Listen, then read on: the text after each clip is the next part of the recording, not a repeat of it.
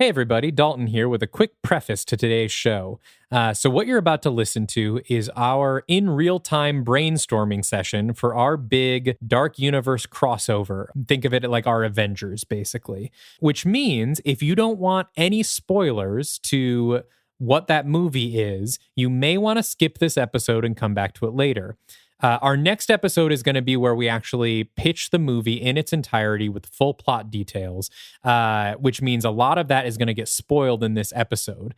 However, you can still listen to this. There are still going to be surprises in the next one, I promise. But if you want to go in totally cold, come back to this one afterwards to see how the sausage is made. In 2017, Universal Studios announced the birth of a new shared universe of monster movies, bringing their classic horror icons into the contemporary franchise film landscape. But after the critical and financial failure of its first installment, the project was indefinitely abandoned. Now, in 2022, the powers that be have called upon one pulp horror devotee and one snarky film critic to unearth the concept. I'm Dylan Roth. And I'm Dalton Dylan. Are you afraid of the Dark Universe?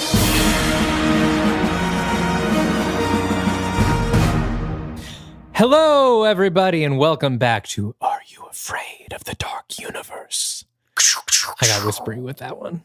We got to add some thunder crashes to your little soundboard. I just have the It's Alive thing. That's a little too much, but we do need to get some sound effects going. That might be fun to have, just individual bits. Hello, everybody. My name is Dalton Dylan, and I am here with Dylan Roth. This is the show where we attempt to revive Universal Studios' failed Dark Universe project, one film at a time. And today is a big one, ladies and gentlemen. This is a very special episode here. On a typical episode of this show, it's either my job or Dalton's job to come in with a pitch prepared for the next movie in our ongoing horror movie crossover universe in the style of the Marvel Universe, using famous public domain or universal controlled characters. But this is a little bit different this time because neither of us has arrived with a whole pitch written. This is our big crossover episode. It is funny. This is not to the point. I'm wasting time here, but it is funny that like Universal was going to make this huge multi-billion-dollar, theoretically, crossover universe using public domain characters. Like, it's kind of like if Drake came out with an album that was just like Happy Birthday and Camptown Races. Just like, and like it was like a really big deal. It's an event album, a covers record. Full visual album, videos for every song. But yeah, so this is going to be a two-parter, our very first two-part episode. We're going to record both parts right now. This is, for us, it's Halloween weekend. It is the Friday before Halloween. We are in my studio with a candle burning and the lights dimmed. We're getting kind of spooky sexy in here. And we are going to pitch our Avengers, basically. We've done all of our solo films, not all of the ones that we're going to do, but our first phase. We've done, yes. So we're assuming that just like new viewers walked into the Avengers, not having seen Iron Man or Thor or Captain America or Incredible Hulk, yada, yada. There will be people who are going to go and see our big monster crossover movie without any previous experience. And further, there might be people who are listening to our show for the first time. So we're going to make sure to acquaint you with all of the essential information. Yes, this episode is going to be us recapping what's come so far. We'll start off with that. And then we're going to plan what this movie is going to be. So we have not figured out what this movie is.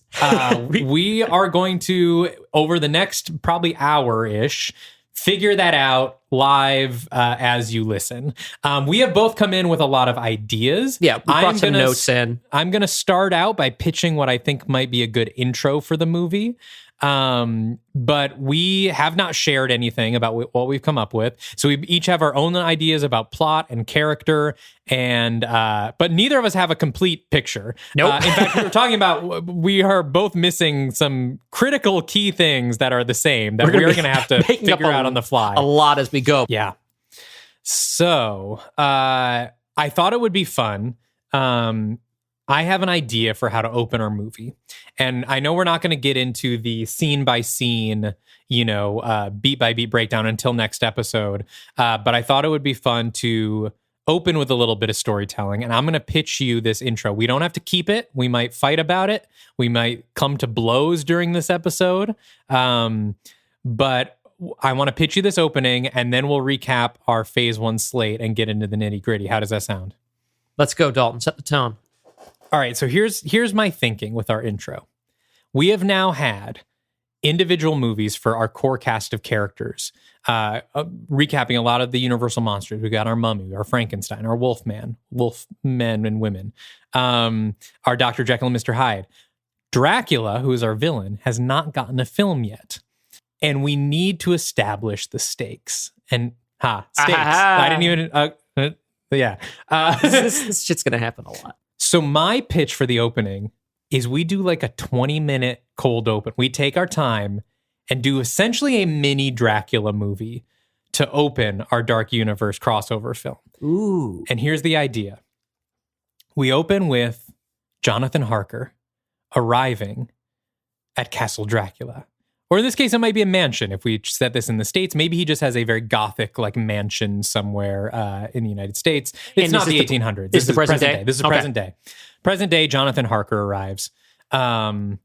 He's going to have some business related to our plot. We got to figure out what our plot is, but he has a reason to be there. Dracula invites him in. Our Dracula is played by Mads Mikkelsen. And, you know, we play with we're essentially, it's sort of recreating our classic Dracula, him coming down the steps, meeting Jonathan Harker. They have dinner. It's a very tense dinner filled with weird innuendos and eeriness. And then Jonathan Harker goes to go to bed, and he's woken in the middle of the night by his wife's voice yelling his name. Jonathan, Jonathan. He goes, he's looking around. He does. I haven't written this down, so this is all at the top of the dome.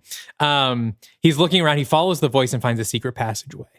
He takes it down deep under the mansion, where into the dungeons. You know, we see it's a little bit like the basement in Barbarian, where there's like weird like cages, and you're like, what the fuck? And he's following his wife's voice, and he enters a room with a coffin in the middle, and suddenly he takes out some sort of weapon. And this is something we can maybe figure out in our movie, but some sort of, you know, it suddenly becomes clear he came ready to kill a vampire. Aha. And he approaches the coffin, but it's empty. And he is beset by the brides of Dracula. And we get a little bit of, you know, I don't know, maybe they try to seduce him or something, or maybe it's just a brawl and he kills them or whatever. And then suddenly Dracula appears. Says, "Oh, were you having trouble sleeping, Dr. Van Helsing?" And we find that this has actually been Abraham Van Helsing in undercover as this Jonathan Harker. You know, there's kind of a face-off, and suddenly Dracula beckons, and Van Helsing's wife does emerge. She is here, and she's under Dracula's spell. And we can talk about this more, but my idea of Mads Mikkelsen Dracula, we've had like obviously very romantic Draculas. That is like one side of vampires that you see a lot is like the very romantic, elegant seducers, you know. And then you have like just monster Draculas, your Nosferatus, your 30 Days of Night, whatever. They're just like bloodthirsty monsters. My idea is like Mads Mikkelsen is more like disinterested sociopath. Like he has lived for hundreds of years with like absolute power over women and men and everyone. And so he doesn't need to be romantic. He's just on a whim. He's kind of like Purple Man, you know, from Jessica Jones, where he's just bored like, with it at this point. He's bored. Yeah, he is absolutely bored with it. And because he has absolute power. And so he's kind of just detached sociopath. He flicks his hand or whatever, and Van Helsing's wife comes to him and is just all over him, wants to kiss him and, you know, touch him. It's very horny, but he stops her. And, you know, obviously Van Helsing is furious and in a rage, but he flicks his hand again, and now Van Helsing is under his spell. And Van Helsing comes to him, and in a very queer moment, he also just lunges at Dracula with lust, you know, because he's under his spell. He's kissing Dracula. He's groping Dracula. And Dracula, disinterested as this happens, begins slowly eviscerating him, one body part at a time. But Van Helsing is so under his spell that he doesn't even notice. He doesn't even notice. And so this dispassionate Dracula just stands there emotionless while this man is like kissing and groping and grabbing at him. And meanwhile, he's like with a talon, like slicing down Van Helsing's arms and letting the blood drain onto the floor and just like slowly torturing and killing this man until he dies at his feet. And that's how we open the movie. And this is like a big drawn out, like almost like a short film Dracula, ending with the death of Van Helsing. Okay. I really like the idea of opening with a Dracula, like sort of mini Dracula movie like this. I like a lot of details. I really like the dispassionate sociopath Dracula. I almost think it might be spookier if he has the two of them tear each other apart while like... So like that. He can have them each come on to him, and then part of the way to demonstrate his boredom is he doesn't even want to be a part of it. Yeah. He'll just sit back and watch while the two of them under his spell are both wrapped up in this intense lover's embrace, but also at his whim, killing each other. Or he's sort of slicing them up as they go at it. Yeah. Or a combination of that. I kind of like the idea of him just like sitting down in a chair with like his head in his hands and just like watching, but like kind of bored by the whole thing, you know, as they just like tear each other apart. Yeah. So I think the idea of having it, maybe even like he has them each come to him and he's like, no. And then he has them do that to each other. I think that's, first of all, I think there's something even more scary about that. That's nice. That's as an idea. Nice and perverted. And yeah, that certainly sets the stage for this is going to be a horror movie. Yes, which we can also sort of, we should get into our phase one stuff, but I wanted to set the table with that, and we can change it as we need.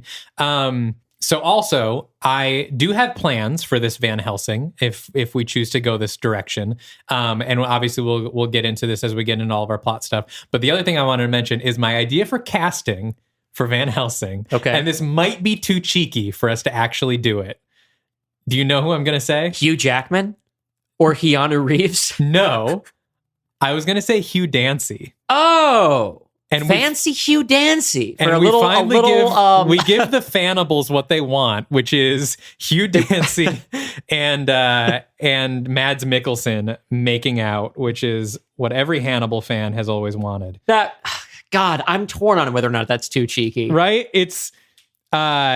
because like Hugh Dancy also does kind of give the Peter Cushing as Van Helsing vibe, like sort of like posh and proper, but like ready to like kill a vampire. But you can also buy him as sort of like in the beginning when we're thinking that he's Harker. Yeah, you can buy him as the innocent and a Helsing. Yeah. Yeah, you know what? Let's write that down. I think that's enough time will have passed since Hannibal to do that. And it's not as if we haven't done any other cute casting things. Sure.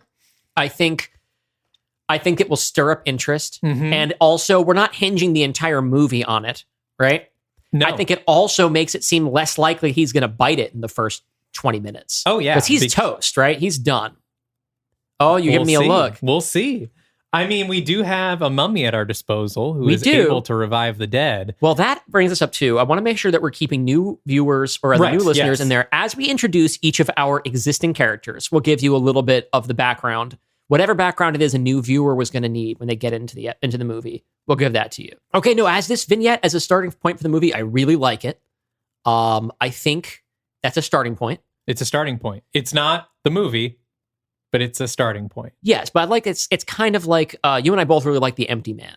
Yes. And that's a movie that begins with like a 25-minute short film, basically. That's honestly better than the rest of the movie. Yeah, it's the best part of the movie. I like the rest of the movie, but like that opening is like, before it left HBO Max, I was telling people, like, even if you don't have time to watch a movie, just turn it on and watch the first 20 minutes. Yeah. So this kind of gives me that vibe where it's like, all right, this could be its own thing, but it's also going to be important to the rest of the movie's not going to necessarily work without it, like in terms of your vibe, even though I have a feeling that a lot of the movie's going to feel tonally very different. But I like the idea we set this with some really classic horror movie shit. That will maybe cover for us later when we have to do more action adventure stuff later in the movie. I do have some ideas, though, to keep some of the horror in, but let's not get ahead of ourselves. Let's recap our phase one. If you're a new listener, if you're new to the Dark Universe, let's catch you up on where we've come from.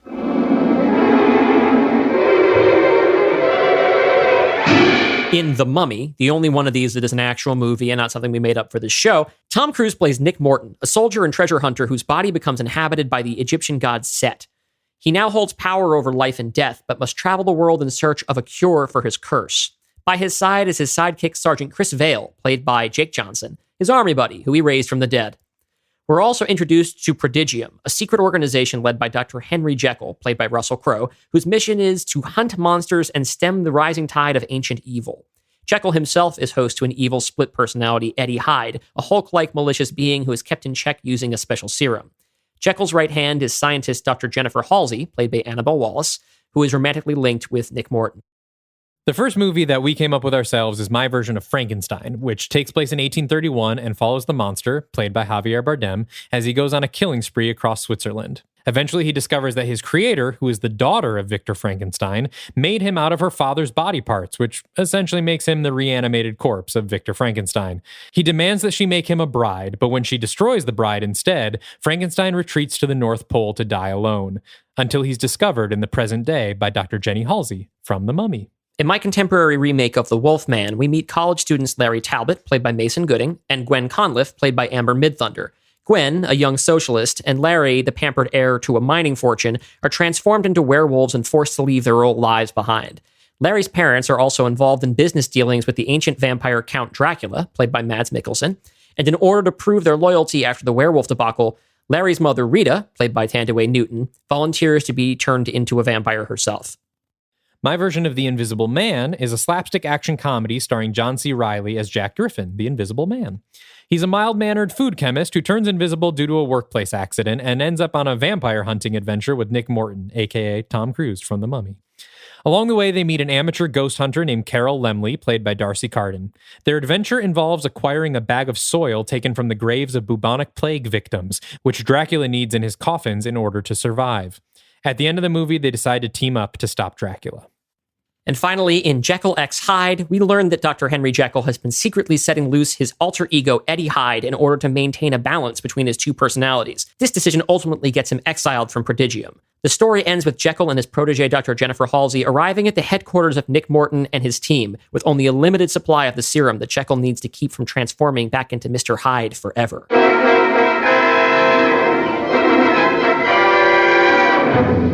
And that brings us up to date. Okay, so those are the movies we have. So I want to recap just the characters we have on the board. I have as our sort of heroes, Nick Morton, aka Tom Cruise the Mummy. We always refer to him as Tom Cruise the Mummy. Tom Cruise the Mummy. Dr. Jekyll and Mr. Hyde, Russell Crowe. Larry Talbot and Gwen Conliffe, our wolf people. Yeah, Mason Gooding and Amber Midthunder. Mm-hmm. Jack Griffin, the Invisible Man. And maybe Frankenstein Javier Bardem, although his motivations are a little shaky.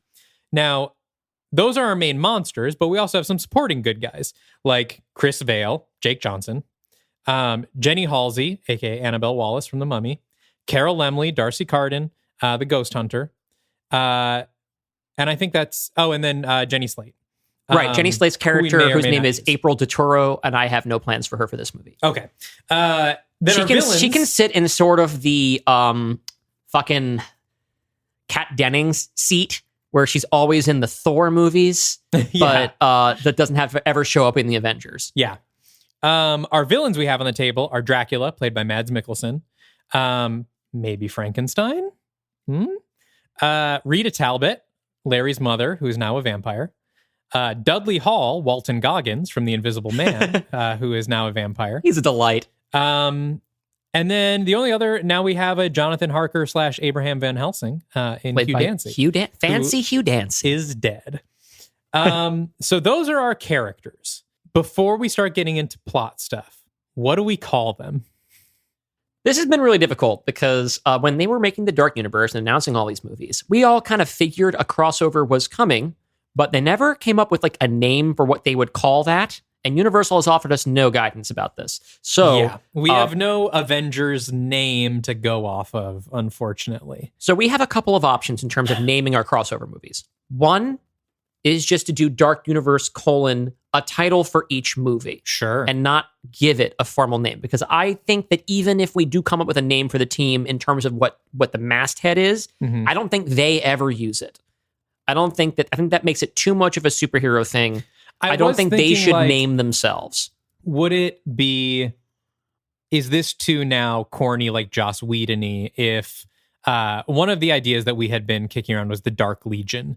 And like, I did think it would, I can't tell if this is too much, but like, obviously we get all these people in the same room at some point, and we have a lot of like, I mean, we have Larry and Gwen, who are like high school kids. We have Jack, who's like kind of dumb and goofy. Like, if all of a sudden, like, you know, Tom Cruise gets them together and all of a sudden they're like, ooh, what do we call ourselves? And like they have all the like goofy characters have like a brainstorming session, and like one of the like, I think that Gwen cares about branding the team. Gwen seems like, the person would be like, we're the Dark Legion. That's our name. That's like our team name. And like everyone else is like, no one cares. Whatever. Cool it. You know? I can't imagine Nick caring about or Jekyll caring about it, but I like the idea that Jack getting on board and being like, Jack will get on board, being like, oh yeah, wait, how about and Carol as well. Yes. We have like a bunch of goofy characters that have been established to be like kind of funny and not super dark and brooding. So I think that of the ones that have been passed around between the two of us over the last couple of weeks, I do think the Dark Legion is the best one that we have. We also had like maybe like branding, not just Dark Universe : but maybe doing like Tales from the Dark Universe. But I kind of think we saved Tales from the Dark Universe for one of our spin-off television shows. I think when we do like an anthology TV show, we call that Tales from the Dark Universe. I actually already have an idea for one of those episodes, but we'll get to that. Of course, I mean, you want to do a Tales from the Crypt. Of course I want to do a Tales from the Dark Universe. But so alternatively, I'm open to the Dark Legion, but I'm also interested in the idea of it just being like the Dark Universe versus Dracula. Dracula versus the universe. Or like Dark Universe : Castle Dracula. That I like. Is there like some like iconic like Dracula phrase or Well, there's the Children of the Night. That is true. Children of the Night. What's music they make? Dark Universe : Children of the Night. I think that maybe we have to figure out more about our movie. Children of the Night feels like an Easter egg we could throw in as something that like Gwen throws out as one of the like, possible names. One of the names. The Children of the Night is like, I'm 59 years old. Yeah, exactly. It's like, you're invisible. No one knows. I like that as like kind of an Easter egg for like the real universal horror heads. I like Dark Universe : Castle Dracula. I like the Dark Legion, but I feel like the Dark Legion would even need like a subtitle if we went the with Dark that. Legion : Castle Dracula. Yeah, we can. We have some options on the table now. We can firm these up by next episode. You'll know before we do, because it's probably going to be on the title of the podcast. Yeah, you probably already know the name we kind of came up with. So the other thing I wanted to talk about is ideas for directors. Okay. Who is going to be our Joss Whedon and take over our non-problematic Joss Whedon? Who are we like? Who are we going to pick? Who do we think is going to be completely fucking vaporized in like 6 years? So I do actually have, here's my pitch that I came up with as like the good Joss Whedon. Like if we're kind of take that like approach of like, okay, here's like a TV guy who's like proved he can do like character dynamics and massive universe and also play in this genre, right? Mm-hmm. But for all of the weaknesses Joss has, like being bad to women, is sort of the opposite of that and is actually a good person and would inject a lot of good values into what we do. Brian Fuller. Do we let Brian Fuller take the jump to the big screen? And this would work because obviously I'm in fannable mode today because I already had Hugh Dancy and Matt Mikkelsen making out, which he's got relationships with them already. But like if we want our Dark Universe movie to be queer and scary and someone who does have a track record, although not in big budget films. So that's like the weakness is he doesn't have a film track record, but he does have a franchise. He did a lot of Star Treks. Okay, but here's the thing. I have a lot of it. Here's the thing. So as our resident Star Trek person, I have to say, in theory, Brian Fuller sounds like a great idea. And I know that we don't have to think this far through, But the moment we attach Brian Fuller to the project, we have to set a date as to when he's going to leave the project. That is true. I have no confidence that he'd be able to see this through. Okay, but we don't have As soon as something becomes a lot of work, he fucking leaves. We don't have to metagame it that hard, though. You know, we could attach it to him and say he is doing this. Okay. But yeah, he does, I also had the thought, you and I have been vocal in talking about trying to make sure that we have a diverse universe on our... Yes. On front of the camera, but we have so far in our episodes considered exclusively white male directors. Yes, which I would like to change. Okay. Obviously we want to find a right fit for the right project. But if we're putting Brian Fuller on the table, who has never directed a film, then I feel like we could talk about younger directors such as Nia DaCosta, who has made both a big studio horror movie and now making a Marvel movie. So having sort of a lot of potential coming to our movie experience within the blockbuster realm and the horror realm. My only hesitation with Nia DaCosta is that I loved Candyman thematically. I loved what she did with the mythos. I did not like it as a horror movie, and I think the execution was I did not like. I did not like the execution of Candyman as a horror film. I thought it had a lot of good ideas, but the execution just kind of failed it. But I don't have a lot of really strong feelings about her as a director, other than it was like, okay, here's someone who is, first of all, we have a lot of established names. It's like a young director is good. And like, especially since like normally we plot out a movie or think of a movie or think of the tone of a movie and then we pick a director. So we probably still have to come back to this conversation. Yeah. But I'm thinking about like who would be equipped for like kind of the likelihood, the variety of shit that we're going to be throwing at the director. Maybe this is not a time to bring in young blood, right? Maybe this my safe pick was Radio Silence. Right. Because we've already had them do Wolfman. Yes. They have a very proven horror track record and a very proven box office track record. Yes. And so like I revitalized the franchise already with Scream. That would be the studio safe pick, would be like, all right, we're giving Radio Silence our first big crossover. I do, though, like the idea of bringing in more diversity, obviously. I think that was actually one of the things that took me to Brian Fuller was like I feel like you're right that like, obviously race and gender wise, we need a lot more diversity. I've been thinking recently about how much more queer our monsters need to be. And partly that is because I've been watching Brian Fuller's Queer for Fear on Shudder, which has been talking about a lot of the queer subtext and backgrounds of a lot of these classic Universal characters and the people that created them. Obviously, from James Whale to Mary Shelley herself, and so I was kind of like, we need to like queer up our franchise, and so that's why I went to Brian Fuller. I like Nia DaCosta. Well, let's table it until we know what the movie looks like. Yeah. All right, but we got to move on. Okay. So it's time to start planning. I think that where we have to begin here is where we talked about where we're set up. Where do we want to go? Yeah. So what do we want to achieve with each of these characters, and where do we want to leave things? Why don't we go through our list of characters, our main monster characters? Yeah. And because we each have ownership over about half of them, and recap where they're at and what we want their arc to be. See where we agree, where we disagree, and how we can make these things merge. Actually, before we do that, I think it might make sense because we've been talking a lot about the tone of the film. I want to talk structure a little bit. Okay. So I had an idea for the structure. Obviously, we open with this opening, Dracula mini film, our Empty Man short before we get to the credits. Obviously, I think the step after that is getting the gang together, right? We have, some sort of impetus that puts them together.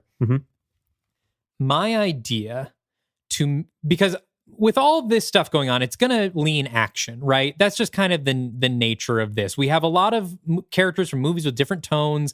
They're going to be fighting Dracula. It's going to lean action, and we can inject horror elements and stuff. But my idea for how we sort of please the horror fans and keep that sort of universal, keep our horror bona fides as much as we can while dealing with this massive project is in our second act, we split up the team as they all go, maybe we have them chase the remaining coffins with the dirt, or they kind of break up into these little mini squads of characters we haven't seen before, and essentially make a sort of mini anthology horror film where everyone goes into their own horror movie.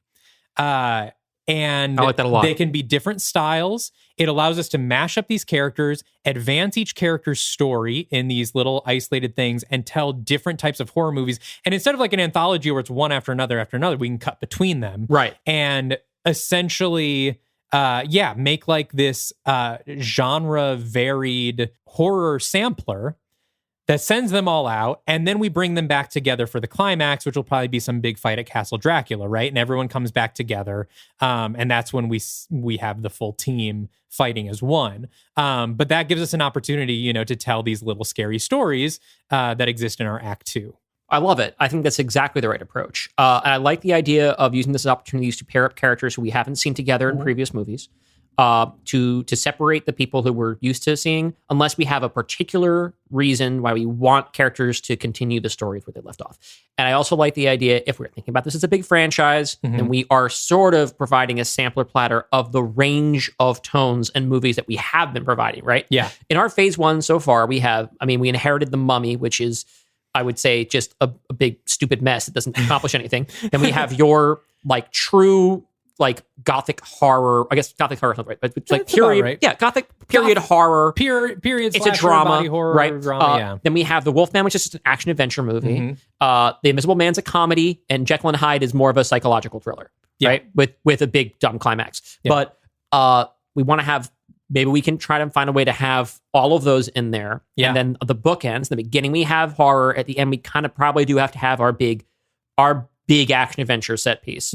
But I think that we also should try to, whenever possible, balance as much suspense and horror energy as we can to balance out the sort of fun stuff. And we also both believe that horror should be fun and funny at the same time. I think the tough part about maintaining horror in a project like this is like so much of horror is that tension and like drawing things out. And you just don't have time when you're juggling this many characters and this many plot threads to have like a 10-minute silent stalking through a house scene. No. It's really hard to create that like really drawn out tension when you have to do like a million things and you're the span of 2 hours and 10 minutes is maybe what we're shooting for. Yeah. But I think there's a couple things that we can do to make this work to our advantage. One, we've established a lot of ideas in different tones already in the movies that we've made. Of course, we're not assuming that people have seen them, right? But I like the idea of making it our mission to try and do the scariest version of every idea that we have been introducing so far. Yes. I know that I've dropped the ball a couple times in The Wolfman about trying to make sure it was scary. Here's an opportunity to fix that. I have some opportunity or some ideas of like who the teams are that go off and what would happen in their little adventures, but those are very malleable, but might give us some jumping off points. I also think we should not overplot the movie.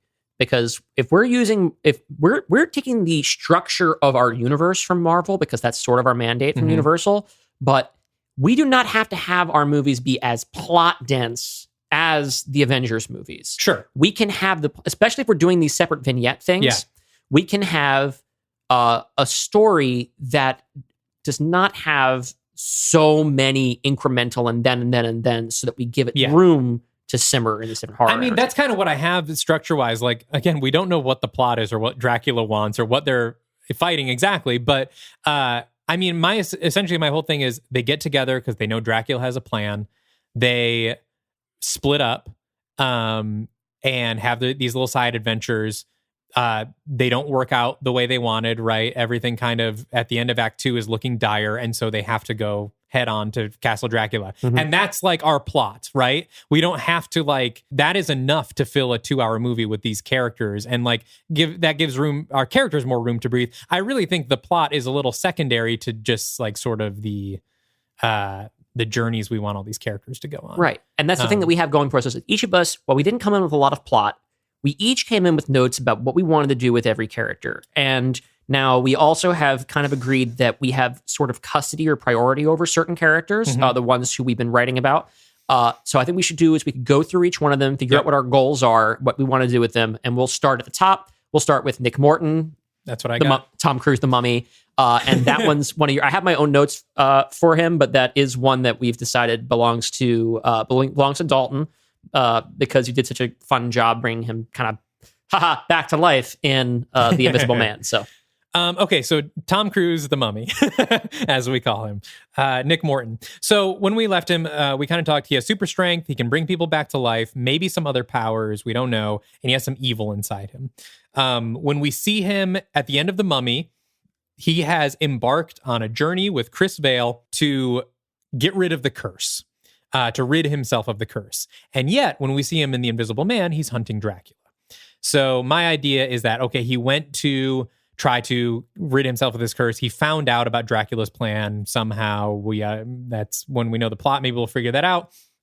And so he's like, okay, I still need to get rid of this because there's evil inside me, but Dracula needs to be stopped. That is priority number one. But, and also he's weak to Mercury. We should point out. It's an important thing that every one of these characters, what we've established so far, is in sort of a twist on the classic idea of a silver bullet or a silver stake or whatever, killing werewolves or vampires or whatnot. We've established the idea that Mercury or Quicksilver is sort of an element that fucks with dark magic. Which is in the original Mummy movie. It's in the Mummy. Come up with that. Well, we established it as a weakness for mummies. We decided to bring it out. So our sort of like kryptonite for potentially all of our undead characters and magically power characters is items or weapons that are imbued or alloyed with Mercury. Does that include mortal characters who have been brought back from the dead, like Annabelle Wallis, Jenny Halsey, Chris Vail, and even Jack Griffin, our Invisible Man? I think it depends. I think that what we should do about that, I think it disrupts. We should establish that Mercury disrupts magic. But here's an important distinction that I want to draw. When he brings back Jennifer Halsey at the end of The Mummy, she'd only been dead for a couple of seconds, and she comes back and she's seemingly fine. And as we've been writing her in our other episodes, she has been seemingly just totally fine, totally human. So I would imagine that in the case of Jenny Halsey, like her heart stopped, she's dead, he brought her back, she hasn't gone necrotic yet. Same thing with Jack Griffin. That's like an immediate revival. Yes, they're both immediate revival. But if I recall correctly from the end of The Mummy, Vail is kind of fucked up. Right? Because I think he was really fucked up. Yeah, but then we just see him normal. You see him normal at the end? Yeah, he's just normal at the end. So I think what I would do with that as a rule is, if you're bringing back somebody from the dead and the only thing keeping them alive is magic, well, that's the Quicksilver would kill them. That's the thing. If they've been resuscitated, I think that Quicksilver wouldn't affect them. From a story purpose need, the idea of Quicksilver is important because it gives a weakness to these otherwise immortal characters. If our characters are mortal, if they can die from a slash to the throat like Jack Griffin did, they don't need to have a weakness from a storytelling standpoint, right? Like Jack Griffin can still die normally. Jenny Halsey can still die normally. So if we just say that Chris Vail, if he gets shot, he's dead, then I don't think we need to say that he's weak to Mercury because he's got a million other weaknesses. He's mortal. You know? But if he had a hole in his head, and Nick Morton brought him back to life. At the end of the movie, though, he is just normal. I rewatched the end last night. So I think we can say that so far, everyone that's been resuscitated is mortal, no Quicksilver. All right, so let's get back to Tom Cruise, the Mummy. Yes, so I think the arc that I want for Tom Cruise, the Mummy, is that he has come back. He knows that Dracula needs to be stopped, but he's a soldier, right? He is not used to being any kind of team leader. He was not, like leader of his, he was serving under like the sergeant or whatever in the Mummy. Also like a roguish, selfish guy. Exactly. Famously his whole thing, and famously to us because we watched it. Famously to anyone who sat through the movie, he's a kind of a cad. He's a selfish guy who has to learn selflessness. And now he has the powers of a god and also the evil of a demon inside him. And I think he is extremely resistant to leadership. The idea that he is going to lead this group of people.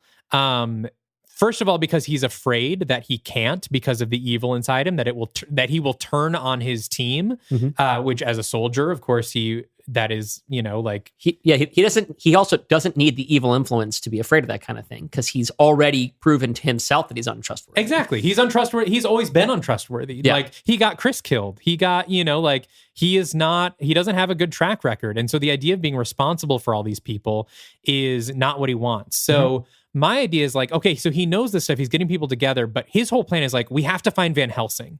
I know there's a vampire hunter out there named Abraham Van Helsing. He's the one we want. We need to find him. He's already on the trail of Dracula. We can help him. I'm not the leader here. Right. There's somebody whose job this is supposed to be. And of course, what he doesn't know, and we already know, is the dude is dead. Right. Which, what I like about this is an average moviegoer might, we see Tom Cruise being like, we have to find Van Helsing, and they'll go, oh no, he's already dead. That's what the marks will do, right? Like, they're expecting him, he's going to find it. But the smarks, it's like, oh right, he raises the dead. He raises the dead. So they're going to be thinking, okay, so he's going to find him, he's going to raise Van Helsing from the dead. They're not going to kill Van Helsing at the beginning. Like, obviously Tom Cruise will bring him back. My thing is, we want to lead people to believe that, but then we get to the end and he can't revive him. Maybe his bones have been turned to dust, or his body is somewhere like halfway across the globe or something. So like, Tom Cruise has been hoping this whole time, we just need to find him. We need to find him. In our climax, he's gone. There's nobody left except Tom Cruise.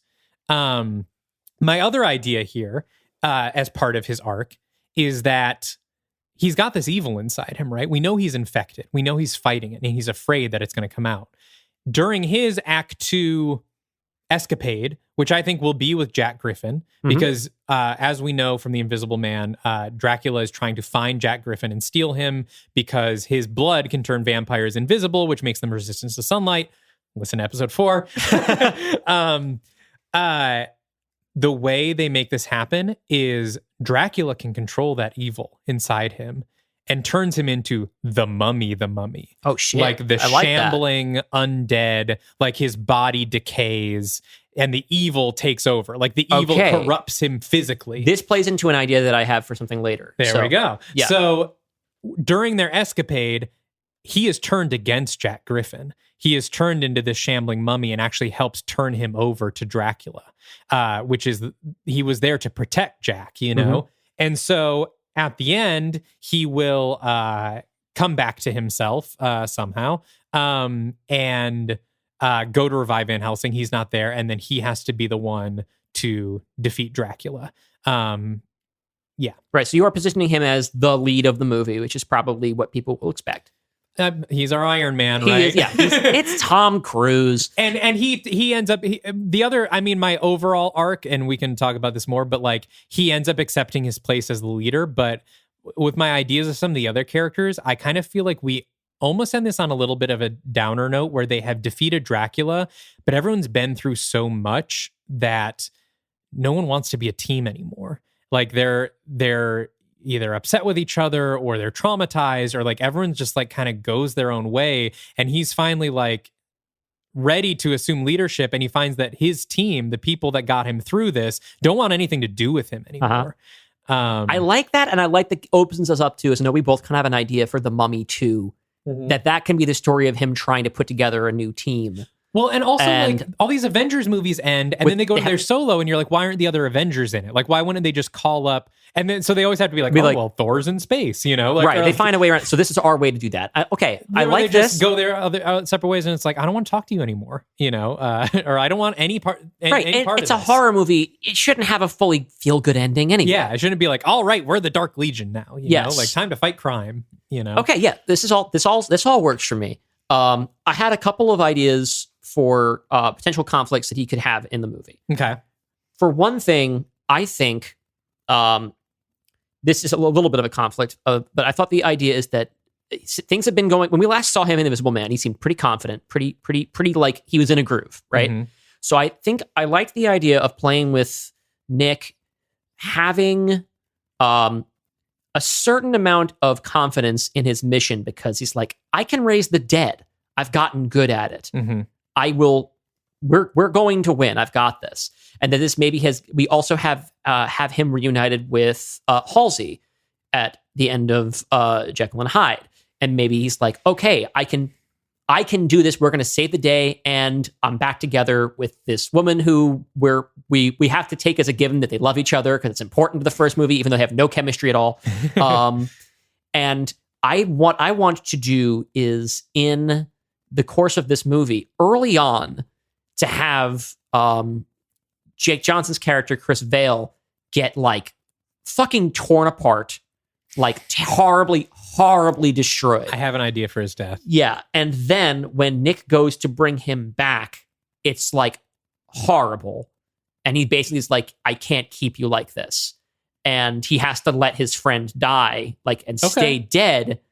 And that fucks with his whole confidence and also puts him at an emotional distance from Halsey. Because I do want to incorporate the romance. I don't want to have to introduce a new romance. But I know you have ideas about that. I have an idea. I want to be able to pick up, because we have so much business to take care of. Yeah. I like the idea of him starting in a place of confidence and then losing that because he realizes that he might be able to raise the dead, but he can't always solve problems by raising, there are limits to his powers and there are limits to what he can do. And I also know we want to kill some named characters because we have too many and it's a horror movie. So I like that. I think, I think when we start, he is confident with his powers and everything. He's not confident about being a leader, but I think he's like, one of the things about them doing all these, the motivation for everyone going their separate ways, I think can be everyone being like, why don't we just go to Dracula? And he's like, no, we can't.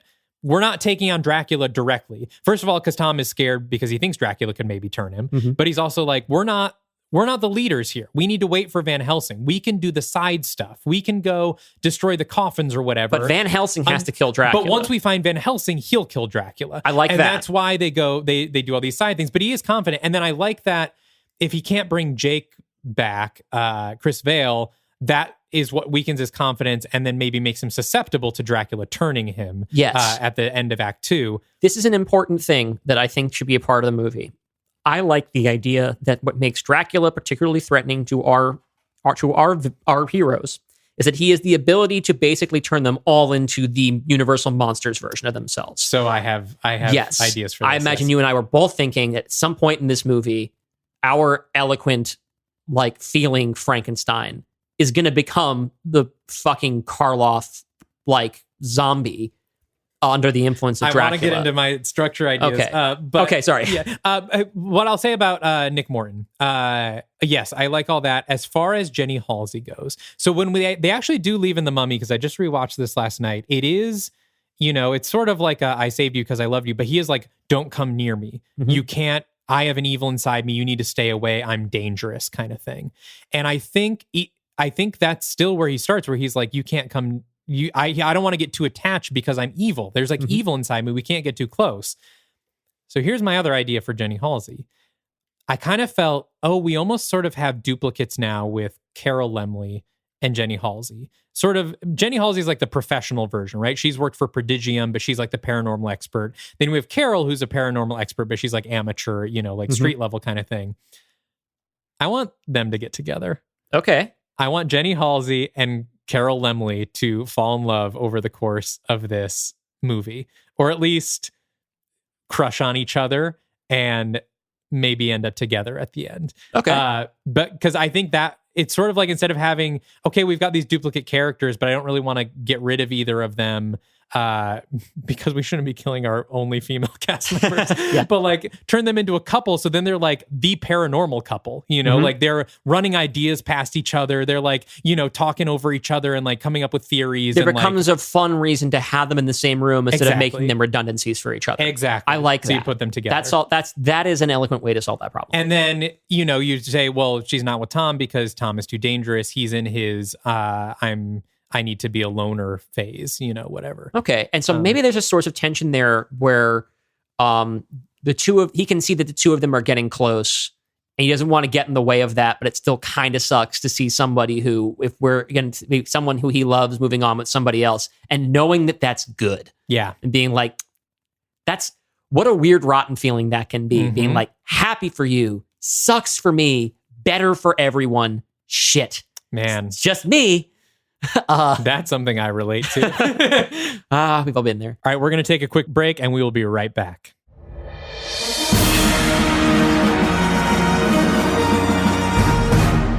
Greetings, my name is Don Cardenas, and I'm the host of the Comics Coffee Metal podcast, where I talk to creators in and around those fields about the things they're doing and the things they're enjoying. I've had such amazing guests on my show, such as YouTube metal gods Taylor Danley and Andrew Baina, comic book artists Liana Kangas, Daniel Warren Johnson, Kelly Williams, Steens, Metallica and Monster Magnet music video director and comic book writer Phil Mucci, musician and art director of Marvel's animated series Hitmonkey, Kevin Mellon, and of course, this podcast's very own Dalton Dylan. The podcast is available on all the major pod platforms, including Google Play, Spotify, Apple Music, and so much more.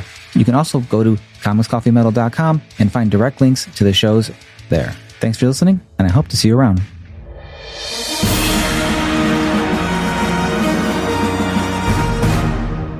But let's move on to another character. Okay. So that's our Nick Morton arc. Or it sounds like we're in agreement. We have a general idea what we want to do with Nick Morton. Let's move to Jekyll and Hyde. What do you got for Jekyll? Okay. So here's a big swing. I almost feel like it sucks to say this in this episode. Mm-hmm. This is his last stop. I'm killing Henry Jekyll in this movie. I am supportive of that. Okay. I think he's served his purpose in our universe. I like the Jekyll and Hyde movie that I wrote. I don't have any really ideas about what to do with him in the future. I think he's kind of served his purpose, and I think the most interesting thing to do with him now is there's a couple of things that came to mind.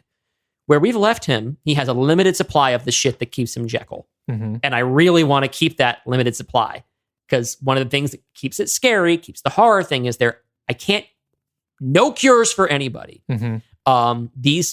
They are fucking damned, and it's bad, right? We now have some redundancies on Jekyll in terms of what his purpose in the team is. We have Carol as a guy in the chair. We have Halsey as sort of the person who's been doing this for a while.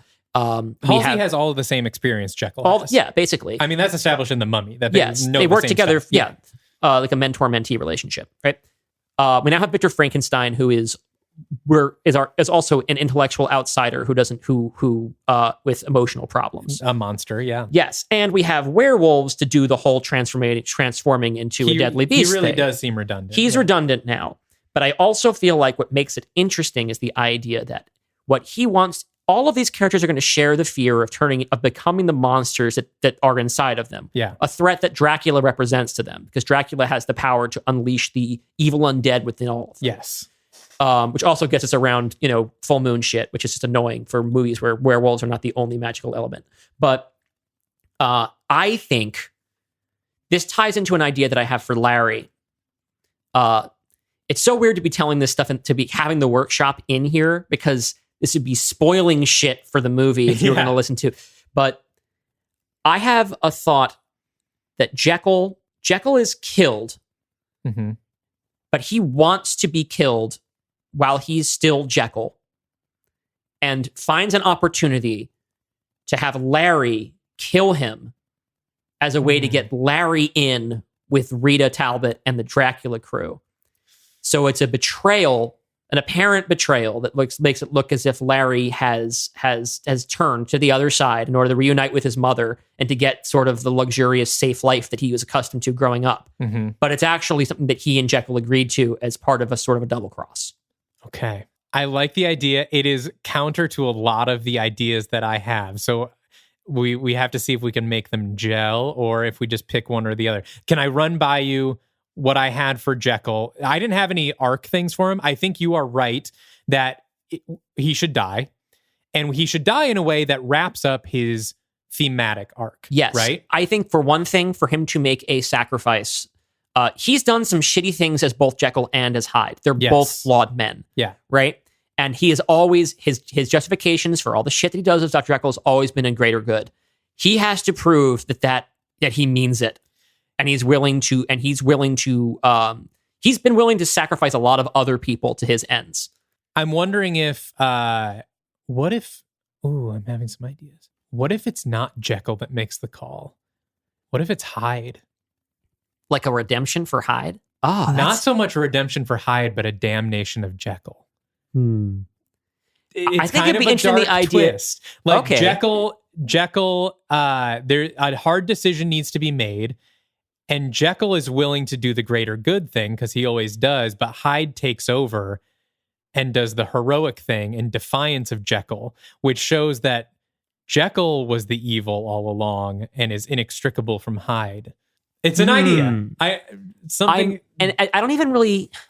I try to establish in the Jekyll Hyde movie the idea of trying to codify evil as just like an overwhelming selfishness, which I don't think is incompatible with the idea of him being like, "Oh no, you don't. This is my fucking moment."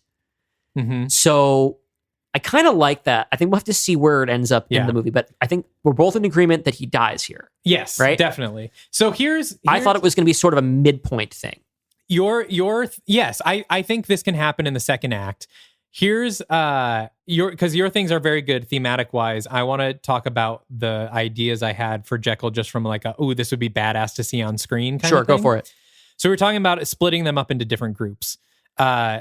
The three ideas I had, first of all, I want a human in every group because I think how we do this as different horror stories is all of the monsters get turned and now we have humans trapped with them, right? So like one of my ideas was Carol and Jenny go with the wolf men, go with Gwen and Larry and Gwen get turned against them and now they're getting stalked by werewolves in wherever their thing was. Then my other idea was to have Jekyll and Chris go off on one adventure and they're beset by Frankenstein, who at this point is working for Dracula. And we get basically a Hyde versus Frankenstein death match. Okay. Like with Chris caught in the middle. And that was my idea where Chris would die. Although it seems like that might need to get reworked because we need Chris to die within reach of Tom, so we might have to rework some things. But I really like the idea of, because we'll get to Frankenstein's arc, but that he is working for Dracula and fights one of our monsters. And I think Frankenstein versus Hyde is that would be really cool. Is a cool matchup to have. It's a hoss fight that we could climax in Jekyll's death. But how do we give him that sort of sacrifice? Well, these are pieces we have to move. So we don't have to figure that out right now. Let's keep going through our character arcs. I do want to make sure. I don't want to throw away the possibility of a Hyde versus Frank fight. So Hyde-Frank fight sounds fun. Yeah, let's make room for that. Let's make that work. That can be part of our second act. It's climax. Sort of like in the Avengers when like the Hulk is chasing Black Widow, and it's like, what if we did that 3 times with 3 different types of monsters? And we're talking about like intercutting, like through some magic, they've all been turned simultaneously. I think my idea is Dracula goes for Nick, Morton, and Jack because he wants to turn Nick and take Jack for himself. He sends Frankenstein after Hyde, and then maybe we have Dudley or even Rita going with the Wolfmen and turning them using the same substance used in the Wolfman. And those are sort of our 3 divergent storylines. And so then you get Hyde versus Frankenstein, the Mummy versus the Invisible Man, and the Wolfman versus the humans. Okay. I have one sort of addendum to how those characters are lined up, which is I have in my notes, and Frankenstein is under your umbrella. So I got interested in the idea of building a friendship between either Gwen and Frankenstein or Larry and Frankenstein, because Frankenstein's baggage has a lot to do with his daughter mom, right? Yeah. And then here's like another sort of formidable young woman who is like they might be able to kind of like, she's separated from her family. He's separated from his family. Larry's also separated from his family, but he's got enough going on already. I think that I thought maybe even pairing him with Jekyll to do the whole double switch thing would work. But I kind of like the idea of having the two of them kind of build like the beginnings of a familiar relationship, where because I want to create different strands of I want to connect characters who don't know each other yet. I like that, but I don't think it's right for this movie. We've got a lot of runway here. We got 3 phases. And I think that I don't think my Frankenstein is not there yet. Okay. I don't think he's ready to form a bond like that. He's still, when we with my Frankenstein arc, the last time we left him, he was basically ready to die. He's like, I have nothing left to live for. My bride is gone. I'm just going to freeze to death in the North Pole. And he's been ready to die for now a couple centuries. And so my vision for him is that at the end of this, his arc is that he is manipulated by Dracula because Dracula's like, hey, I've been around for hundreds of years. I'm undead. I can bring your bride back to life. I can make that happen. I have the power. And so Frankenstein is like, fuck it. That's all I care about. Whatever you need, and when he finds out that's a lie, and, basically one of the, maybe even what we do is we have Gwen do this. Maybe we can start this relationship, because my idea was that what turns Frankenstein to our team at the end in the third act is Gwen being like, you're not the only monster anymore. Like, look at us. Like, we are all people who don't fit into society, who've been rejected by our families, who've been rejected, that we're all on the run. We all have evil inside us we're trying to control. Like, you're not alone anymore. Like, even if society rejects you, we don't. We're the same. I like that a lot. I definitely like that for Gwen, because the kind of thing that I think of is in terms of her sort of being I wrote down in my little document, like, what makes every character unique in this group.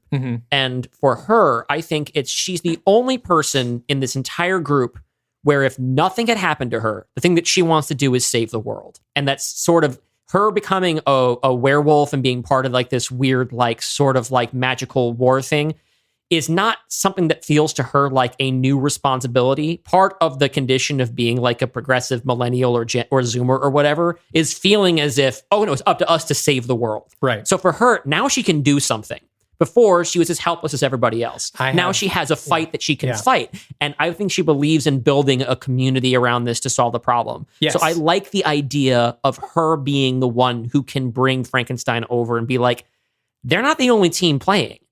You can be here with us. So I think both of our ideas work. We just don't do it in the second act. In the second act, we can still have them separated. And then in the third act, when we're having this climax at Castle Dracula, maybe even Frankenstein is coming to kill her. Like maybe like she's next on his list, and there's like some sort of, showdown. But she reminds him of Caroline.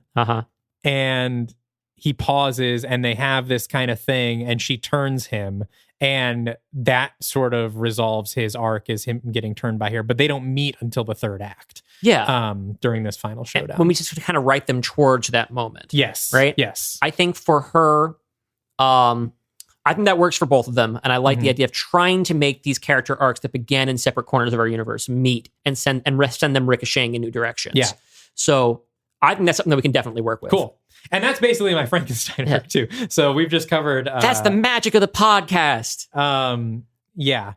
Maybe we should cover the Wolfmen now, because I think I have... I told you, I have some idea for the Wolfmen that seem maybe complementary to yours. But obviously these are your characters, so go ahead. Tell us about Larry and Gwen. I think that we've actually gotten through most of what I think would work with Gwen of what we still have. I like the idea that for her, this has been more empowering than it is scary so far.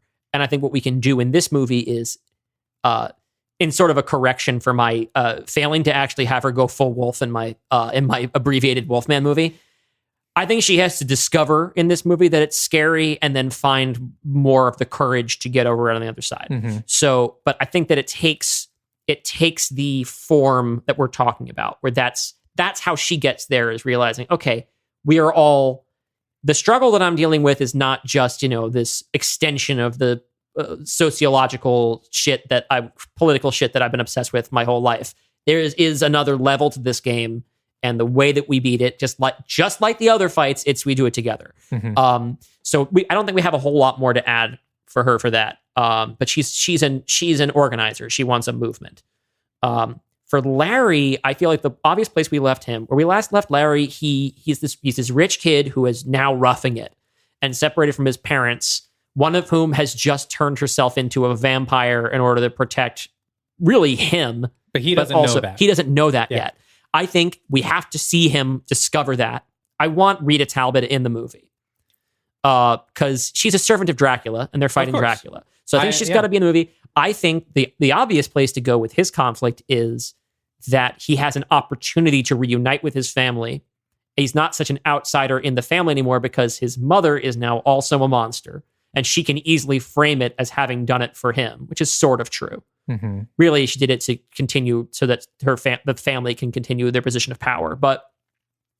And I think the temptation for him is to go over to the other side and join Dracula and get to resume the life that he had, more or less, because they can make it all go away, which is to some degree what all of them want, is for none of this to have happened. Yeah, he's the only one for whom in any way none of this could happen, because there's this whole magical infrastructure or whatever where he can go back to being Larry Talbot, and they'll just lock him up in the basement once a month, and then he'll continue to work for the Talbot Mining Corporation, building arms for Dracula's army, right?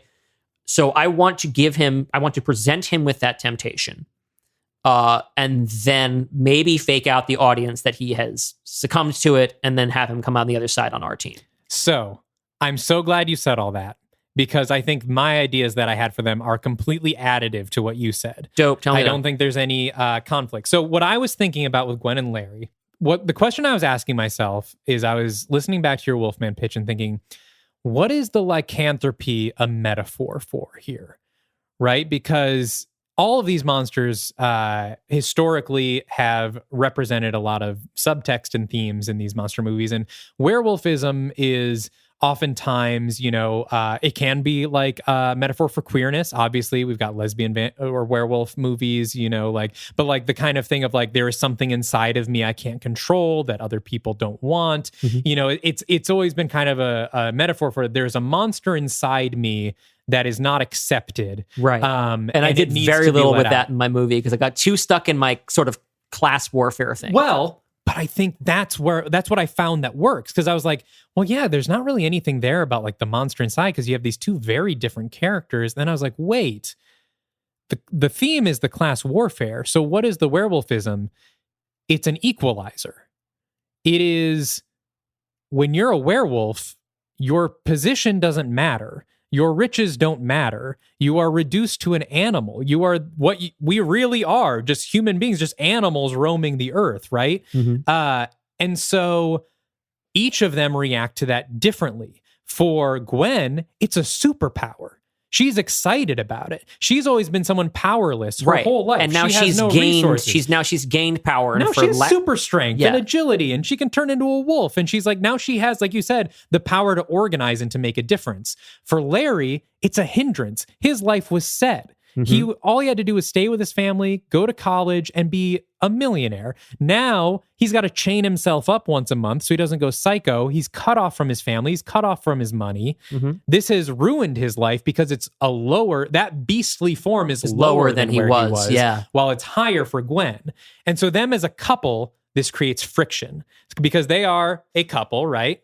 Well, where we left it, I was unclear on whether or not I was going to finally pair them up. I think when we start, they're paired up. And I think because as part of their werewolfism, I think they are ravenously horny for each other. I think we should make these two like very physically like, affectionate. Yeah. Demonstrative. But demonstrative. So there we go. But also fighting all the time because they have Gwen is psyched and Larry's like, I need to find a cure.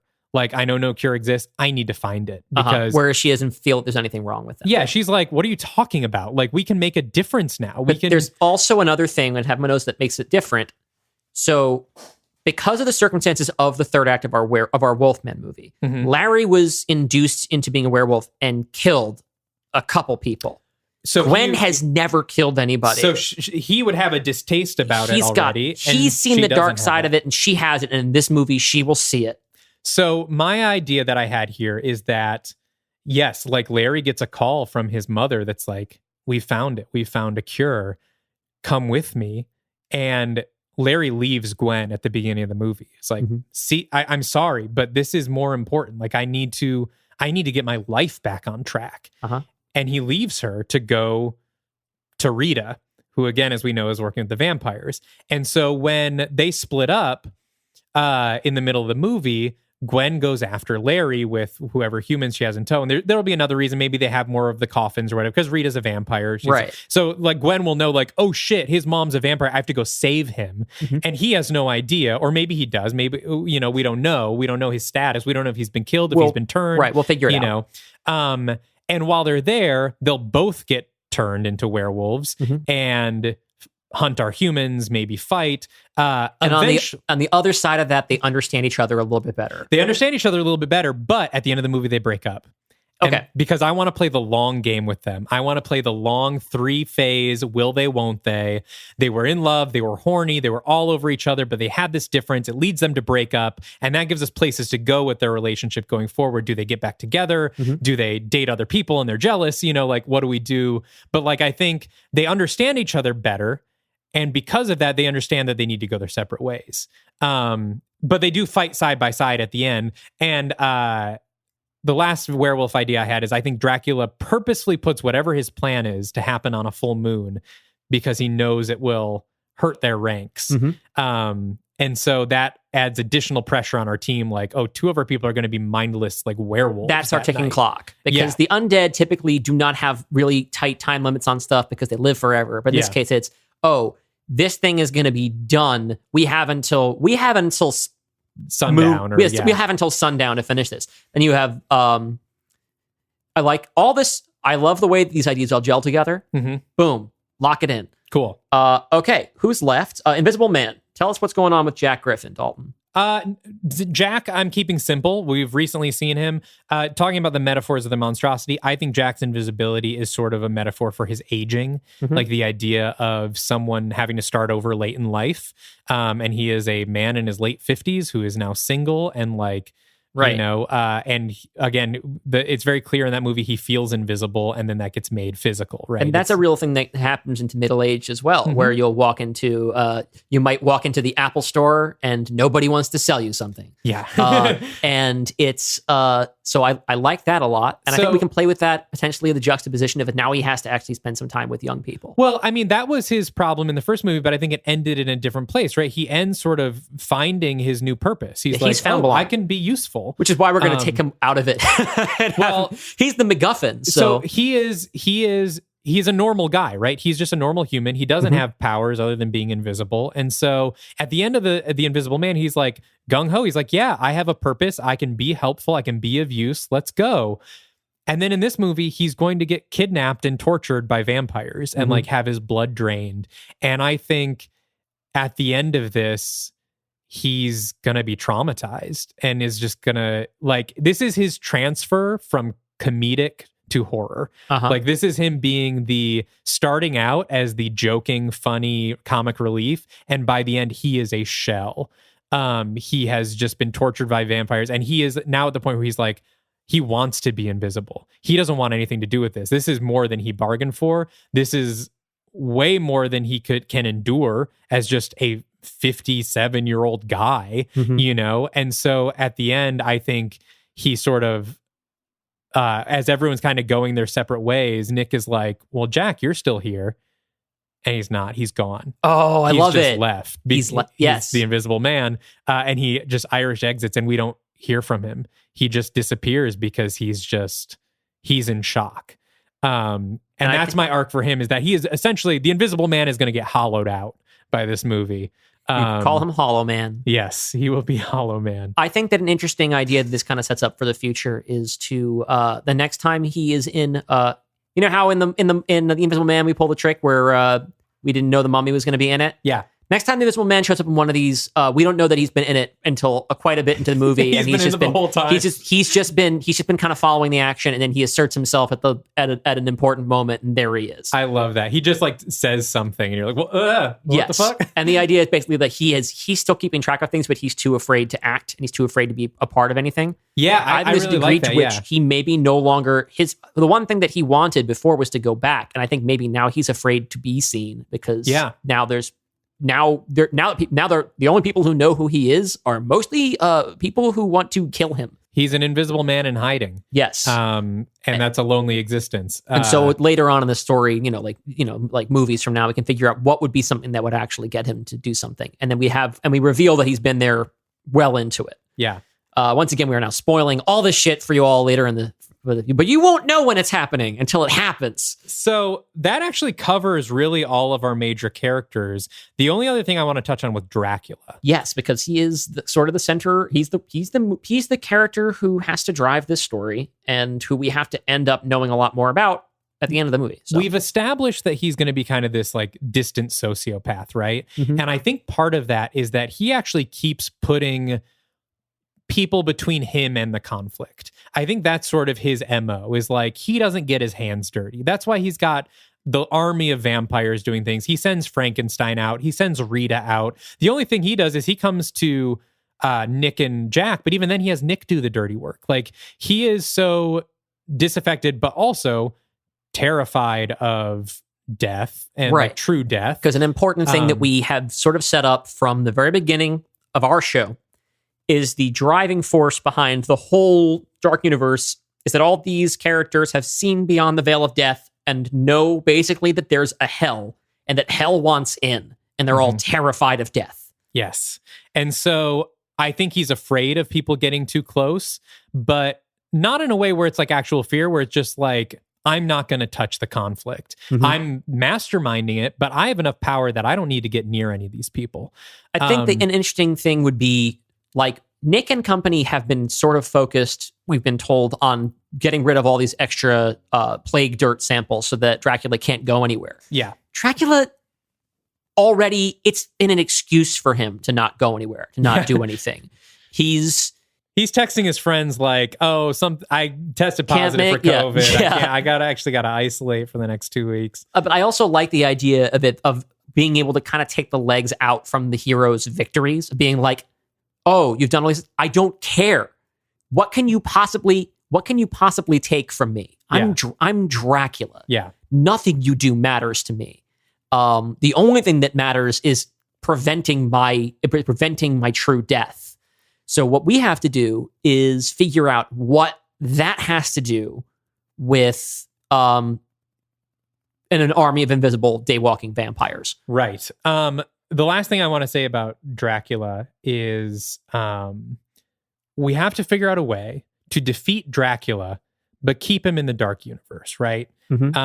Because we probably want to have more Dracula movies. Of course. You can't have a Dark Universe without Dracula. It's got to be there. My friend Dan Buxa, who has illustrated many Monocle stories for me, messaged me actually just today on Twitter, and he was like, "Oh, I have such a good idea. You probably already thought of it." And what he said was so obvious, I was kicking myself for not having thought of it. And it makes me think maybe this was the plan for the Dark Universe all along. But the way you defeat Dracula is you have the mummy use his power to bring him back to life. Oh, shit. You make him mortal. Interesting. He loses his powers and he's not dead, but he will be. He's no longer immortal. He's just a guy now. And they leave him like that. That's worse than killing him. Because now he has to live without his power, without his armies. All the things he's put distance between him and everything else, there's no distance anymore. He's alive. He's just a guy. Oh, man. I love it. Yeah. So I think that is our big ending, is we have Tom Cruise in his moment, in his Iron Man moment, brings Dracula back to life. Okay. I think that's a great way to end it. And then we can re-vampire him later. Anytime we want. We can do whatever we want with him. But I think that also, this is such, because we also have to make the answer, okay, why doesn't he just get somebody to turn him right away, right? I think it's another way that we can use Rita. Well, because she's just moved up in rank and been like, yeah, I'm Dracula now. Or basically. you do the thing where all the vampires, I can't remember, I've seen this in Dracula lore before, but like everyone who turns is only a vampire as long as Dracula is alive, or as long as Dracula is Dracula. Oh, like, so a lot of people get turned back. They are just they turn to dust. Everyone he's made a vampire disintegrates the second he comes back to life. Wanda Maximoff voice, no more vampires. Basically, and then no one can turn him because now there's no more vampires. Jeez. Oh, poor Rita. Ooh. Well, we try to figure out a reason to leave every character in a bad place. With Larry's mom is dead. Larry's mom's going to turn to dust.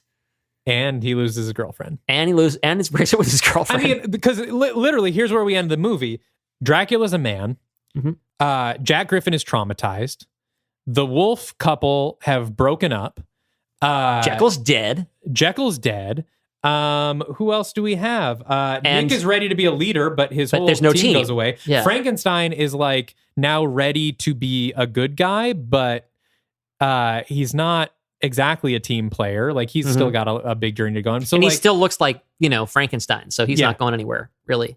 I kind of like the idea that like Frankenstein turns because Gwen sort of promises him like, hey, this is a community. Like we're like you. And then the community's gone. And then he says something like, there's no community among monsters or something like that, where like he knows this. He's always known this, that like people like him don't get to stay together, Then we have to leave the audience with like the sort of flicker of hope that he's wrong about that and that things will turn around eventually. Because if we're talking about what we want our movie to be about thematically, I think that we've landed on it, is that it does have to, as fucking easy as it is, it's about family, right? But the idea, but in a more, in a less sort of, in a more specific way, being that the idea of, I think so much of horror is about feeling isolated or feeling different or just like being whatever version, whatever it is about you that makes you feel like a freak. Certainly horror fans are fucking weird. And that's that's a delightful thing. I grew up in a record store full of slasher film people, right? And they were all their own sort of, it was like an island of misfit toys. And I think the idea of it being like, no, we are together in this. This is, and I am always interested in, I don't know if any of you have noticed, but in all the things that I like to write, it's very much like this is really all one fight against entrenched power and entrenched evil. And the only way you win is it needs to be all of us together. Well, I think our theme actually goes even a step beyond that a little bit because, I was thinking about theme because some people in the years since have come to kind of shit on Avengers Infinity War, saying it doesn't work without the second movie or it doesn't work as a standalone. But I actually love Infinity War because I feel like it's one of the only Marvel movies that is really consistently about something. And what it's about is this team of heroes who are never willing to make the sacrifices necessary to win, and a villain who is willing to make any sacrifice. And that's why they lose. Because the Avengers are constantly faced with like, let Gamora die. Nope, can't do it. Every time they're faced with like we could end Thanos right now, but it involves losing something, they make the wrong choice. And he never does. And that's why they lose. And it's a very consistent through line. And like, they don't beat you over the head with it, but like, that's why Thanos wins. Yeah, at every turn, the reason that at every time that he gets the upper hand, it's because they're unwilling to let go of something. And then the only way he's eventually defeated in the following movie is with Tony sacrificing himself. Exactly. And I think this movie is kind of the inverse of that, where we've got a bunch of characters, Dracula and Dark Legion or whatever alike, who are afraid of the darkness inside themselves. They are all afraid of the werewolf inside, the hide inside, the death that they may be facing, the curse of the mummy. And Dracula is so afraid of this darkness that he has built an army between him and that. He is deathly terrified of death, and he has constructed his life so he will live forever and never have to face it. All of our characters have to face the darkness inside themselves at some point in this movie, and they're all terrified of it at the beginning, and I think it ends with them conquering that fear and embracing that darkness, something that Dracula is unable to do, which is why he loses. And then they leave him in a place where he can no longer function. He can no longer from his hide power. from it. And here's the thing. Oh, God, I always love when I can do this. There's parallels with the climate crisis, Dalton. Dracula knows Dylan Roth thing that's happened in this episode. Dracula knows that hell is coming. Mm-hmm. He's trying to keep it at bay. And he thinks he can accumulate enough power to be immune to whatever this coming disaster is going to be. But at the end of this movie, he's down from his fucking tower. And when the sea level rises, if he doesn't do something, he's going to drown along with everybody else.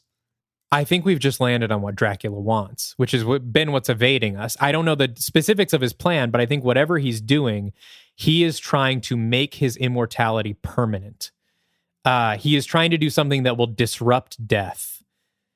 And he can beg the heroes at the end, like, you don't understand. If you do this, we will all die. We will all go beyond death's door. You know what's back there. You've seen it. Mm-hmm. Why are you doing this? I am trying to close that door for good. And that's what whatever his big plan is, that is the goal, is to close that door so he never has to go through it.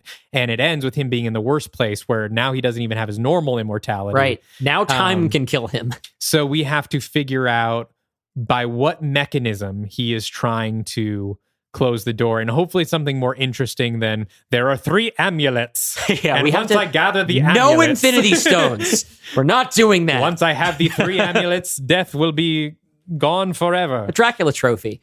But he, all right, so that's something we still have to work out. But I feel like we have everything about our movie except the plot. We have a lot worked out. We have all the really important stuff. Yeah, I mean, everything that's on my sort of outline of things we need to cover, I think we have talked about. Me too. We now have the arc of every character. We have sort of the big beats kind of mapped out. We have to figure out just kind of the details. And again, what is this the driving plot force, which somehow is the one thing we don't have. I think to save time, we'll do that off the air and then Yes. come into the next episode ready to work out the beats of the story. Yes. Hopefully, this has been a very interesting look into our creative process and not an absolute fucking nightmare to listen to. Thank you, everybody. Before we go, so we're going to be back in 2 weeks with this movie. And I think we need to figure out, are we going to take a break and record this tonight, or are we going to come back? We're going to talk about We're that. gonna figure that off out the air. now. You once again, you'll probably know before we do. Wait, no, that's one we will know before, because we're experiencing linear time. Yes. You will hear it in 2 weeks. You will hear our movie, maybe Dark Universe : Dracula's Castle, whatever we choose to title it. Maybe directed by Nia DaCosta, maybe directed by Brian Fuller. We don't know yet. Maybe Radio Silence. We'll have all that figured out, but thank you for listening to us work this out in real time. I hope this was entertaining. We would like to make some plugs, I think, before we go. First of all, by the time you're hearing this, Dylan is a dad. Woo! Dylan has a little shrimpy. I'm so tired. He's speaking for my future self. Yes, right now he is experiencing some of the last night's sleep he will have for the foreseeable future. What a time it will be. So everyone, the tweeted podcast Dylan has and to say, roll on. Congratulations, Dylan. You've probably already done it, but whenever you, as sort of a record going into the future, anytime you hear this episode for the first time, tweet at Dylan Roth and Congratulations. say, congratulations, Dylan. Happy birthday, Shrimpy. Yes. What do you have to plug? Well, I, at this point, will hopefully be writing some year-end wrap-up articles for various publications. I am a film critic and freelance writer, and so you can find all of my work if you follow me on Twitter at Dylan Roth. That's DYLANROTH, Dylan like Bob, Roth like David Lee. Also, you can always listen to my band No Jersey on Spotify and other platforms, and follow us on Twitter and Instagram at No Jersey No Problem. Dalton, what do you got for us? For me, first of all, besides writing speculative horror movies for this podcast, I also write a horror comic called Monocle, which is sort of a Tales from the Crypt meets Silicon Valley monthly anthology. That's spelled MONOCOL. CUL. CUL. Fuck. Yeah, it's like monoculture, but only the first part of it. Right. I just spelled monocle the normal way, didn't I? No. Yeah, that's there's CLE. an E at the end of that. Yeah. Cut all of this. But you can read Monocle on my Patreon. I have a few issues up for free. The rest is $4 a month. You can get that at spooky.zone. Just type spooky.zone into your web browser and you will find spooky.zone. Spooky.zone will take you to my Patreon, and there's some free Monocle issues there. I'm also make music. I just released an EP this October called Cemetery Sunset, which is sort of a spooky song cycle about a breakup told through various different horror genres. You can find that on Spotify or Apple Music or anywhere else. It's under Dalton Dylan. That's my name. I have other projects too, don't I? What else do I do? I do this podcast I do a lot more writing on the Patreon, and find me on social media. But those are the big things: the music, the comic, and this. You can also follow this podcast, if you don't already, on Twitter and by this point, Instagram as well, at Dark Universe Pod. Yes. And yeah. Yeah, please subscribe to us and leave us reviews on whatever platform you use to listen to this. If they're great, And tweet us your ideas, because if they're good like Dan's, we'll make it the climax of our big crossover. Yes, and you still have proof positive that we will actually name you when we use your idea. What I love about this is that Dan is a comic book artist, and just in true comic book artist fashion, he will be credited in the credits of our film and receive no money pay, whatsoever for his contribution. So thank you, Dan. If we ever make any money out of this, then we can talk about profit sharing. In the meantime, it's nothing but a money pit for us. Thank you, everybody. We'll be back here in 2 weeks with our big crossover episode, whose title you probably already know and we don't know yet. And we will see you then. Until then, stay afraid of the dark universe.